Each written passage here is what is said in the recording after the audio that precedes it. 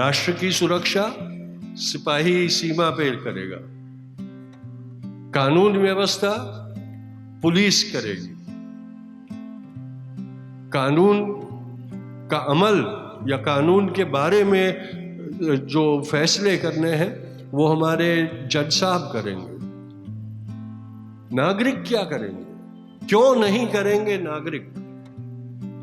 आप बाकी के विकसित देशों में जाके देखिए, हर कानून बनाने से पहले यहां तक कि हर साल का बजट पार्लियामेंट में पास करते वक्त नागरिकों को भी उसके ऊपर मत देने का हक होता है, और अगर नागरिक अपना मत दे के सरकार ना दे तो सरकार वो बजट पारित नहीं कर सकती है। यहाँ तो पूरा संविधान बदल दिया जाता है और नागरिक खामोश बैठे रहते हैं, उनके पास कोई अधिकार नहीं होता। नागरिक ये अधिकार बजाते नहीं है, इसलिए नहीं है हमारे पास।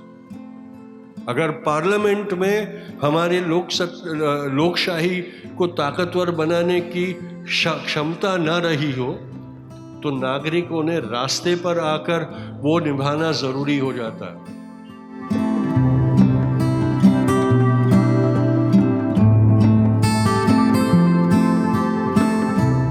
आज हम जब हमारे भारत के महानतम इंसानों में से एक जो डॉक्टर बाबा साहेब अम्बेडकर है, उनकी जन्म जयंती मनाने जा रहे हैं, तब ये बहुत ज़रूरी है कि हम उस चीज़ को याद करें कि उन्होंने किस प्रकार का एक राष्ट्र बनाने की परिकल्पना की थी और उस परिकल्पना के अनुसार उन्होंने किस तरह से संविधान रचा था, हमको लिखा था।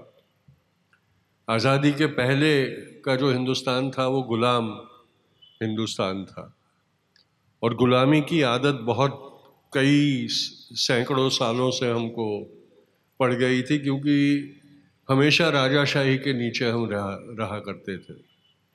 और इसलिए जब आज़ादी हुई तो ज़रूरी ये था कि हम राजाशाही की गुलामी में से प्रजातंत्र की आज़ादी की तरफ मुड़े। और इसी तरह इसी के कारण जो संविधान बनाया गया वो इस हेतु से बनाया गया कि तब तक जो हमें प्रजा बन के रहने की आदत पड़ गई थी, राजा की प्रजा, वो टूटे और हम प्रजातंत्र लोकतंत्र के नागरिक बनना सीखे। और उसका जो ग्रंथ था वो हमारा संविधान है। पर 75 साल के बाद हम जब ये अमृत महोत्सव की बड़ी बातें करते रहते हैं, तब एक बार फिर आज ये दिखाई दे रहा है कि हम लोग अपना नागरिक होने का जो अधिकार है उसको भुला रहे हैं और फिर से हम लोग प्रजा बनते जा रहे हैं, राजा की प्रजा जैसे बनते जा रहे हैं। और ये सिलसिला बहुत सालों से चलता रहता है कि इसीलिए जिनको हम चुन के लाते हैं, जिनको हम नेता मानते हैं, वो हमको ये एहसास दिलाते हैं, हमको ये समझाते रहते हैं कि वो है, इसलिए हमें हमारे अधिकार और हक और जो राष्ट्र से मिलना चाहिए वो मिलता है। इसलिए हम उनकी चाकरी करते रहें, उनसे वफादार रहें। हमें जो अधिकार है, हमें जो हक है, हमें जो मिलना चाहिए, वो किसी के हम मोहताज नहीं है। हमें वो सारी चीज़ें हमारे संविधान के कारण मिलती है। उस संविधान में ये प्रायोजन करके रखा है कि जैसे आप नागरिक बनो, आपको किसी के पास भीख मांगने की ज़रूरत नहीं है, आपको हर चीज़ मिलने का प्राविधान उस संविधान में है। लेकिन हम ये भूल गए, और इसलिए जब 75 साल होने को आए हैं तब हमें ये कहा जाता है कि मोदी की गारंटी, मोदी की सरकार, मोदी का भरोसा। तो हम क्या 75 साल के बाद एक ऐसी अघोषित राजाशाही में चले गए हैं, हम ऐसी गुलामी में चले गए हैं कि हमारी सरकार भी, जो सरकार हमने चुन के भेजी है, वो भी किसी एक व्यक्ति की बन जाए। आपके मत का क्या अधिकार रहा, महत्व क्या रहा? यानी 5 साल में एक बार आप मत डाल दो, उतना ही आपका इस राष्ट्र के ऊपर अधिकार रहता है उसके। और आज तो महाराष्ट्र में ये परिस्थिति है कि मत दिया उसका भी अधिकार नहीं रहता, लेकिन क्योंकि आपके मत की कीमत कोई और वसूल कर रहा है और अपनी तिजोरी भर रहा है। हम इतने लाचार हो गए हैं कि हमारे वक्त की सौदेबाजी करने वाले का गिरेबान पकड़ के हम उसको पूछ भी नहीं पा रहे हैं कि तुम किस हक से, किस अधिकार से हमसे गद्दारी कर रहे हो, हमसे बेवफाई कर रहे हो। ये कौन सी लोकशाही की बात, और कैसी हम बाबा साहेब की भक्ति करते हैं, करने लायक है, लेकिन ये कैसी भक्ति है कि उनकी जो मूल सीख है उसे हम आचरण में नहीं लाते और भक्ति का नाटक करते रहते हैं। हमें अपने गिरेबान में देखने की जरूरत है। 75 साल के बाद हम किस कदर लायक या नालायक बन गए हैं। क्योंकि लोकशाही में नागरिकों के जितने अधिकार होते हैं उतने नागरिकों के कर्तव्य भी होते हैं, और वो दोनों एक ही सिक्के की दो बाजुएं हैं। अधिकार चाहिए तो कर्तव्य निभाने पड़ेंगे, और वो सारे जो कर्तव्य है वो ऐसे नहीं है कि चुनाव के दिन के लिए ही सीमित करके रखे गए हो। एक कर्तव्य है चुनाव में हमने अपना मत देना, पर बाकी सारे जो कर्तव्य है वो हमारे जिंदगी की आदतें होना चाहिए हमारे साथ। हमको है ही नहीं, हमको जानकारी ही नहीं है कि हमारे कर्तव्य क्या है, हमने क्या क्या फर्ज निभाने चाहिए। राष्ट्र की सुरक्षा सिपाही सीमा पे करेगा, कानून व्यवस्था पुलिस करेगी, कानून का अमल या कानून के बारे में जो फैसले करने हैं वो हमारे जज साहब करेंगे। नागरिक क्या करेंगे, क्यों नहीं करेंगे नागरिक? आप बाकी के विकसित देशों में जाके देखिए, हर कानून बनाने से पहले, यहां तक कि हर साल का बजट पार्लियामेंट में पास करते वक्त नागरिकों को भी उसके ऊपर मत देने का हक होता है, और अगर नागरिक अपना मत दे के सरकार ना दे तो सरकार वो बजट पारित नहीं कर सकती है। यहाँ तो पूरा संविधान बदल दिया जाता है और नागरिक खामोश बैठे रहते हैं, उनके पास कोई अधिकार नहीं होता। नागरिक ये अधिकार बजाते नहीं है, इसलिए नहीं है हमारे पास। अगर पार्लियामेंट में हमारे लोकशाही को ताकतवर बनाने की क्षमता न रही हो तो नागरिकों ने रास्ते पर आकर वो निभाना जरूरी हो जाता है। बापू ने ये कहा था, आज़ादी से पहले भी कहा था और आज़ादी के बाद भी कहा था, कि अगर नागरिकों को ये लगे कि सरकार हमारे हित के विरोध में कुछ कर रही है, कुछ प्रस्ताव पारित कर रही है, कुछ कानून बना रही है, कुछ उनकी स्कीम ला रही है, तो ये नागरिकों का कर्तव्य बन जाता है कि वो उस सरकार के खिलाफ विद्रोह करे और रास्तों पर आकर उसका विरोध करे। ये हमारा कर्तव्य और हमारा धर्म बन जाता है। इसमें शायद अगर सरकार ये कहती है कि ये राजद्रोह है, तो वो राजद्रोह सच्चा बन जाता है उस परिस्थिति में। हम पिछले ही साल अमृत महोत्सव मना रहे थे ना, यहाँ प्रधानमंत्री सबका साथ सबका विकास की बात करते हैं। कितनों को याद है इंदर मेघवाल की बात? कितनों को याद है आप में से? याद है इंदर मेघवाल कौन था? 9 साल का बच्चा था, राजस्थान में एक स्कूल में पढ़ रहा था,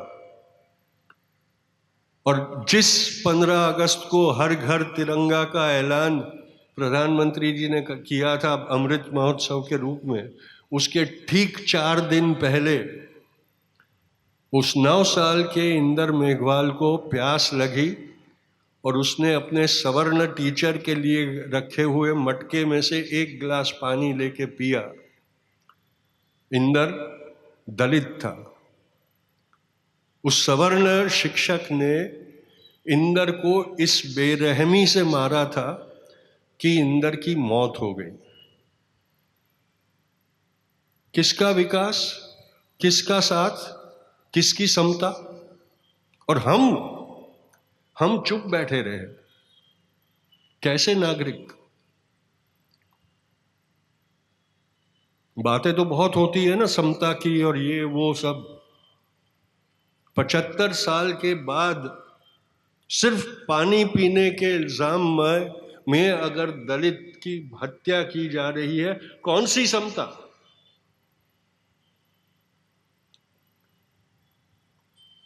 ये जुर्म है, पर ये सिर्फ ऐसा जुर्म नहीं है कि उसमें पुलिस ही कुछ करे।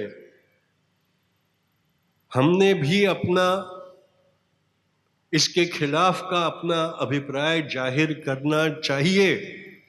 सरकार को मजबूर करना चाहिए कि अगर तुम नहीं करते हैं, तुम कानून व्यवस्था इतनी सुदृढ़ नहीं करते कि सबको सुरक्षा मिले, तो तुमको उठाकर उखाड़ कर फेंक देंगे हम। क्यों इतने लाचार बन गए हैं? ये हमारी सरकार है ना, हमने चुनी हुई सरकार है, तो वो हमको जवाबदेह क्यों नहीं है? क्योंकि हम सवाल नहीं पूछते, और सवाल पूछकर उनको मजबूर नहीं करते हैं कि आप जवाब दो हमें।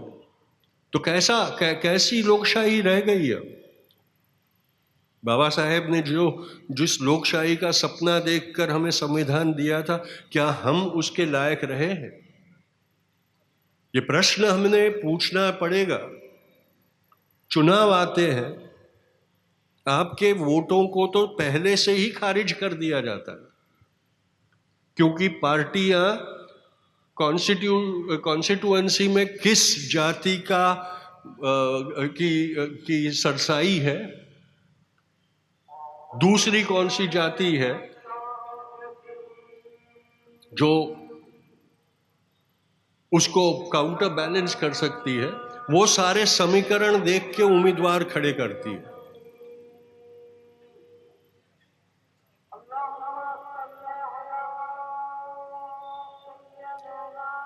आजान हो रही है, जिनको नमाज के लिए जाना हो जा सकते हैं, लेकिन ये भी महत्वपूर्ण बात है, हमने रुकना जरूरी नहीं है इसमें, और इसमें किसी का अपमान नहीं है, ये मैं स्पष्ट कहना चाहता हूं। वो उनका काम कर रहे हैं, हमने अपना काम करना चाहिए। तो ये सारी बातें हमने समझना बहुत जरूरी है कि जितना ये देव धर्म है, उतना राज्य धर्म भी है, राष्ट्र धर्म भी है, और वो भी हमने उतने ही जिम्मेदारी से निभाना जरूरी है। अब वरना ये सारी भक्ति एक आडंबर बन के रह जाएगी हमारे लिए। अब चुनावों में देखो, अब चुनाव सिर्फ इसलिए नहीं लड़े जाते कि हम जीते, अब चुनाव इस मकसद से भी लड़े जाते हैं कि हम उसको हरा सके और हमारे कर्तृत्व से दूसरे को जिताना, उसकी जीत को सुनिश्चित करवा दे। इस मकसद से भी चुनाव लड़े जाते हैं, पर उसमें सब में साजिश क्या है कि आप लोगों के मतों को बेमायने बना दे। आप कितने भी जाके वोट डालो, कोई फर्क नहीं पड़ेगा, क्योंकि उनको समीकरण मालूम है कि आपके वोट को कैसे खारिज कर दिया जाता। और अगर कम नसीबी से आपने अपने वोट से किसी को चुन भी दिया, तो चुनाव के बाद आपको कैसे वोट को खारिज कर दिए जाते हैं, वो महाराष्ट्र में अभी अभी दिखाई दिया है हमें। और हम ये सारी चीजें सहते जा रहे हैं। ये गलत बात है। महिलाएं यहां बैठ सकती है, देर तक भी बैठ सकती है और सुरक्षित महसूस करती है, लेकिन क्या भारत में सब जगह पे ये हालात है? कठुआ और हाथरस के वाकये ये इतने पुराने नहीं हुए हैं कि ये हम भूल जाए कि हमारी ही बहनें हैं जो असुरक्षित अपने आप को महसूस कर रही है।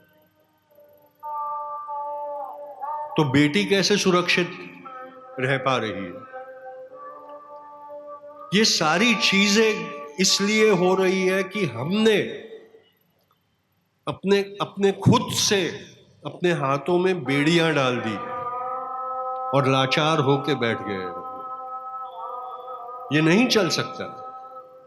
और सिर्फ स्वतंत्रता संग्राम नहीं, उसके बाद भी जब इमरजेंसी ला दी गई हमारे ऊपर, तो उस वक्त के जो नागरिक थे उन्होंने ही खड़े होकर उस वक्त प्रजासत्ताक को बचाया था, लोकसत्ता हमारी लोकशाही को बचाया था और सबक सिखा दिया था कि ये हम बर्दाश्त नहीं करेंगे। कहां गई वो पीढ़ी, कहां गई वो ताकत, कहां गया वो हमारे अधिकारों के बारे में हमारी जागरूकता? जब लोकशाही की बात करते हैं, जब बाबा साहेब की बात करते हैं, बाबा साहेब ने उनके जमाने में समाज से विद्रोह करके जो स्थान प्राप्त किया, उसके कारण वो पूजनीय हुए। उनकी सिर्फ भक्ति करने से उनको हम श्रद्धांजलि नहीं दे सकते, उनके जैसा होना पड़ेगा, निडर और अपने अधिकारों के लिए जागरूक। तब जाके हमको वो हक मिलता है कि हम उनकी भक्ति करें। ये सारी बातें समझना बहुत बहुत जरूरी है। अगर हम ऐसे ही निरुत्साह होके बैठेंगे, और इस चुनाव में ये बहुत ज्यादा अहम हो जाता है, क्योंकि इस चुनाव में एक चुनौती बहुत खुलेआम दी जा रही है। अब की बार 400 पार, और वो 400 पार क्यों करना है उसका जवाब भी सत्ताधीश पार्टी के लोग ही दे रहे हैं कि 400 जिस दिन पार कर देंगे उस दिन हमारी ताकत बन जाएगी कि इस संविधान को खारिज करके हमें चाहिए वैसा संविधान इस देश पे लाद देंगे हम। क्या ये होने देंगे हम? क्या हम इतने लाचार हो गए हैं कि ऐसी चीज को भी हम नहीं रोक सकते? जो हमारे मूलभूत अस्तित्व के ऊपर प्रहार है उसे भी हम नहीं रोक पाएंगे। अब सोचने के लिए वक्त नहीं है आपके पास, तो हफ्ते से भी कम वक्त रहा है वोट डालने का। इस बार जब वोट डालें तो जात के नाम से मत डालिएगा वोट, या हमारा जो इलाका है उस पे मत डालिएगा वोट। इस बार लोकशाही बचानी है, संविधान बचाना है, या उसे अब खत्म करने का वक्त आ गया, उसमें हमारा समर्थन देना है। ये सोचकर बटन दबाइएगा, आपको मेरी ये विनती है। इस बार हमारे पास और कोई चारा नहीं रहा है, वरना ये जो भाषण है वो संविधान, नागरिक धर्म और प्रजासत्ताक लोकशाही का आखिरी भाषण होगा, ये भी याद रखिएगा आप। इसके बाद ऐसी जुबान खोलने का अधिकार हमसे छीन लिया जाएगा। ये बातें हम एक दूसरे के साथ, आम जनता के साथ नहीं कर पाएंगे। ये याद रखना बहुत जरूरी है। और इसीलिए इस बार महाराष्ट्र में हमको ये कहना पड़ा है खड़े रह के कि इसको वोट दीजिए, इनको वोट मत दीजिएगा। किन लोगों को पसंद नहीं आएगा, क्योंकि उनका जो एक मंसूबा है उसके ऊपर प्रहार हो रहा है। लेकिन ये भी हमने करना पड़ेगा। जब कोई बीमारी होती है तो कड़वी दवा लेना जरूरी पड़ जाता है। इस बार लोकशाही को लगी जो बीमारी है उसे खत्म करने के लिए कड़वी दवाई लेना हमारे लिए कोई पर्याय बचा नहीं है। और ये सारी चीजें आपको याद रखनी होगी, तभी जाके सही मायने में बाबा साहेब को ये श्रद्धांजलि हम दे सकेंगे। नवंबर में जब संविधान दिवस आएगा और दिसंबर में बाबा साहेब का महानिर्वाण दिन आएगा, तो क्या मुंह लेकर हम उनके सामने जाएंगे? या निर्लज्ज होके सिर्फ मूर्ति पूजा के तरीके से उनको श्रद्धांजलि अर्पित करेंगे हम कि हमने तो आपकी लोकशाही बेच डाली, पर आपकी भक्ति का नाटक करते हैं, सर झुकाते। पूरी जिंदगी सर झुका के जीना पड़ेगा, याद रखना। आज के दिन ये सारी बातें हमने एक दूसरे के साथ करनी पड़ेगी। अगर याद नहीं आ रहा है, याद करवाना पड़ेगा। मुझे ये जब विषय दिया गया था तो मुझे लगा कि आज स्पष्ट बात करनी बहुत ज़रूरी है, क्योंकि हमेशा ऐसे विषयों पे हम हमारी प्रवीणता दिखाने की कोशिश करते हैं कि मुझे संविधान कितना मालूम है, मैं कितना जानता हूँ, संविधान की सारी शर्तों के बारे में बात करना चाहते हैं। संविधान की आत्मा जो है, जो अगर हम नहीं समझेंगे और उस आत्मा को प्रबल नहीं करेंगे तो जो शब्द है वो बेमायने हो जाएंगे। थोड़े सालों में उन शब्दों का अर्थ भी समझने लायक हम लोग नहीं रहेंगे। ये बात हमने आज समझनी चाहिए, सोचनी चाहिए। आज प्रतिज्ञा करिए, कल 14 तारीख को ये प्रतिज्ञा करिए कि भीम का संविधान बचाने के लिए, भीम का स्वाभिमान बचाने के लिए हम जागरूक होकर इस लोकशाही, भीम ने दी हुई लोकशाही को बचाए रखने के लिए अपना कर्तव्य निभाएंगे। अगर उसमें बलिदान देने का वक्त आया तो वो करेंगे। ये शपथ खाइए। जय हिंद।